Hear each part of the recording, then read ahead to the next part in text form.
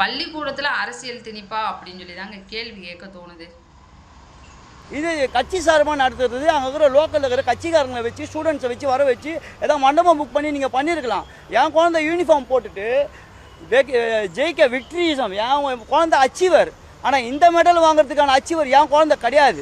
டிவிக்கேன்னு மெடலை போட்டு திணிக்கிறீங்க. இது யாரை கேட்டு நீங்கள் திணிச்சிங்க? கீ செயின்னு ஒன்று கொடுக்குறீங்க. ஸ்டூடெண்ட்ஸ் கையில் டிவிக்கேன்னு திணிக்கிறீங்களா? நான் கேட்குற ஒரு கேள்வி என்னென்னா, இதை ஸ்கூல்லேயே நீங்கள் விதை போடுறீங்களா? ஏற்கனவே அறிவிழந்து போன இங்கே அரசாங்கமாக இருக்குன்றதுனால இந்த ப்ளஸ் 2 படிக்கிறான். டிநகர் கர்நாடகா சங்கா பள்ளியில் படிக்கிறான்.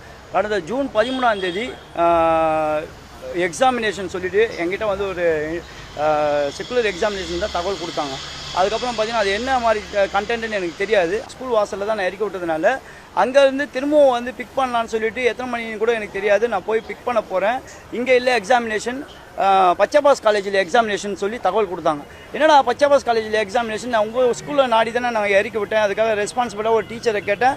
இல்லை சார் எங்களுக்கு இது தெரியாதுன்னு சொல்லி அந்த சாம்பிள் கொஸ்டின் பேப்பரை கொண்டு போய் காமிச்சேன். அந்த சாம்பிள் கொஸ்டின் பேப்பரில் எங்கே டவுட் வந்து நான் கேட்டேன் அப்படின்னா, இந்த சாம்பிள் கொஸ்டின் பேப்பரில் மேலே அந்த ரவுண்டு டேபிளில் டிவிக்கேன்னு மென்ஷன் ஆகிருக்கு. இந்த டவுட் வரும்போது ஸ்கூல் டீச்சர்ஸ் எனக்கு தெரியாதுன்னு சொல்லிட்டாங்க. திரும்பவும் 2வது வாட்டி வரும்போது ஸ்கூல் வாசலில் 2 ஸ்டூடெண்ட்ஸை பார்த்து கேட்டேன். இங்கே இருந்தால் நாங்கள் போகணுன்னு சொன்னோன்னே திருப்பி எனக்கு தெரியாது சார், இந்த கண்டென்ட் எனக்கு தெரியாது சார், இதை வந்து நாங்கள் அனுப்பிச்சது உண்மை தான், பசங்களோட பெனிஃபிட்ரிக்காக நான் அனுப்பிச்சி விட்டேன். இதில் என்னென்ன போட்டிருக்கு அப்படின்னு சொன்னீங்கன்னா, 500 ரூபாய் பணம் தரேன், சர்டிஃபிகேட் தரேன், மெடல் தரேன்னு சொல்லியிருக்காங்க. இது வந்து செக்குலர் எக்ஸாமினேஷன், டேலண்ட் எக்ஸாமினேஷன் சொல்லி போட்டால் இது எதுக்காக இது அனுப்புனாங்கன்னு சொல்லிட்டால் கவர்மெண்ட்டு ஃபங்க்ஷன் சொல்லி கேட்டாங்க, அதனால் நான் அனுப்புனேன்னு சொல்லி HM சொல்கிறாரு.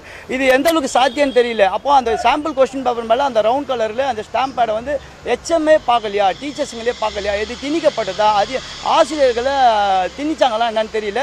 ஆனால் இருந்தாலும் குழந்தைங்க போய் எக்ஸாமினேஷன் எழுதிட்டு வந்த உடனே நான் யூனிஃபார்மோடு தான் என் குழந்தைய அனுப்பிச்சேன்.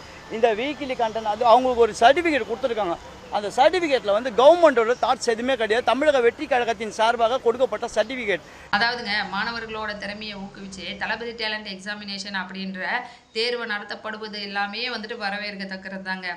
ஆனால் அதில் வந்து கட்சியோட பேர் டிவிக்கு அப்படின்ற சின்னத்தை வைக்கிறது, பேரை வச்சு சர்டிஃபிகேட் கொடுக்கறது, மெடல் கொடுக்கறது, இதெல்லாம் வந்துட்டு பள்ளி கல்விக்குள்ளே அரசியலை திணிக்கிற மாதிரி தாங்க தோணுது.